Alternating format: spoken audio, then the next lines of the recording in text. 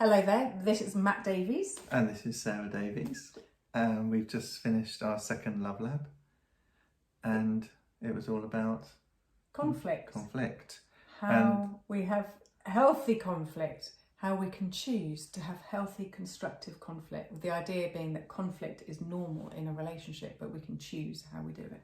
Yeah, and there are three main conflict dances, which are the Find the Bad Guy dance, which is the attack, where both partners are finding each other wrong.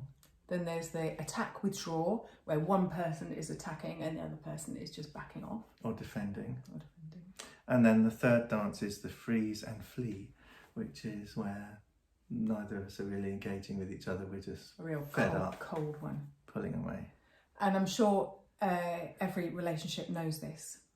And yes. Some will have a coping strategy where one of these will become more like our favourite, if you can call it that we know it particularly well. Yeah, you may have the one that you do most. Yeah. So you did that completely wrong. Oh yes. So you didn't realise, did you? You think I'm the bad guy? Yes. Really? Oh. You didn't do it as we said we Always would. going on about that. No, look, you should look at yourself. I know. Yeah, Can you just realise? Look at yourself. Look there. Telling me. You were trying to make a really good video Top calling here. the kettle black. Oh, you haven't got a clue. Always talking over me now. Yeah, and that's it. Okay, so that was Find the Bad Guy. Now he's withdrawing.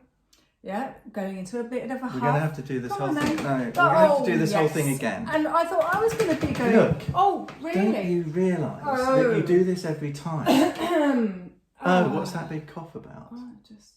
You do this every time. Yes. Oh, we've got to go, have you? Mm-hmm. It's something else to do.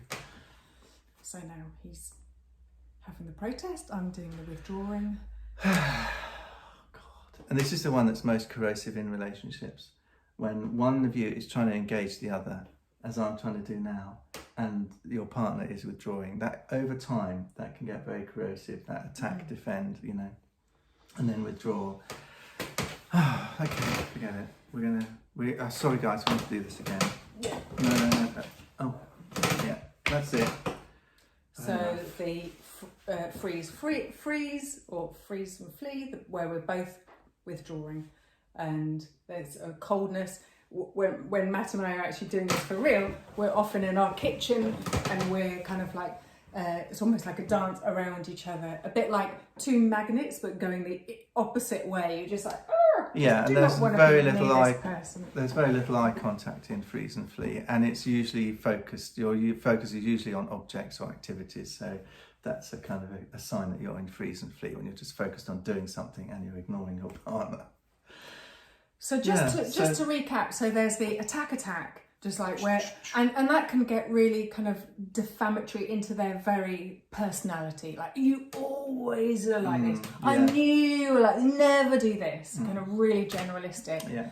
And then the protest, defend, the attack, withdraw, or attack, defend is where one of you is really going to try and get a response, and the other is just deflecting, turning away, saying, no, I didn't, you haven't got a clue, and eventually really shutting down and withdrawing. And then often the pursuer then, in that case it was me, saying, come on, give me something here, what's going on? You know you did that, you're... And that's the one that can be the cycle, round and round and round, and it can perpetuate. Yeah. One gets more pursuing, the other one gets more And that's frozen. The one that's really corrosive. That's the one that can escalate and get very corrosive in relationships.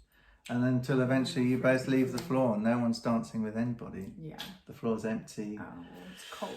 Cold, dismal, desolate.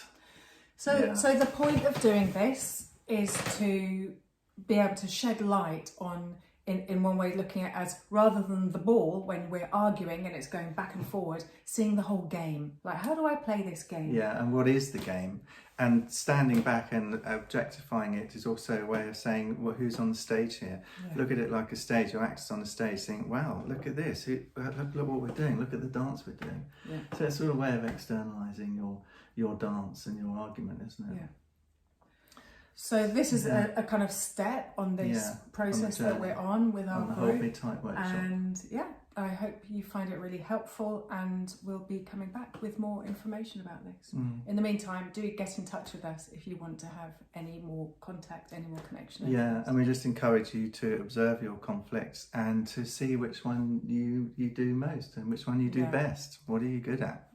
And start to really notice that, how you do it, and bring more awareness into that. And in the group that we're running, we spend time in embodiment, so we get to really notice how physically and physiologically we react and respond, and how we can be more aware of that. In order to change anything, we need to know where we are and what we're doing. Yeah, and the kind of body language you use, like pointing, that's usually a sign of, you got it right. And one thing you said in the group was about contempt. Contempt, that's an asymmetrical face is a sure sign of contempt, that kind of but criticism and contempt, you don't want to go there if you can help it. So good. Thank you. Goodbye from Love Lab. Yeah. Goodbye from Love Lab. Thanks.